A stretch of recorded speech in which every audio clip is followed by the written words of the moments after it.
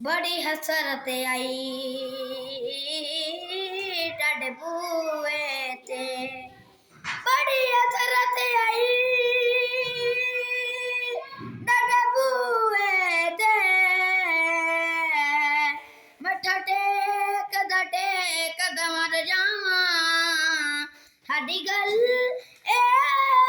परमाने नूं कदा चावे कोल बुला सकदा सारी जिंदगी जो कीते अतंबल बुरे साडे ले खलिका लिखवा सकदा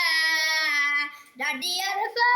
फरफ ते पई पई है गुनाहगार छुड़वा सकदा सारी जिंदगी जो कीते अतंबल बुरे साडे ले खलिका लिखवा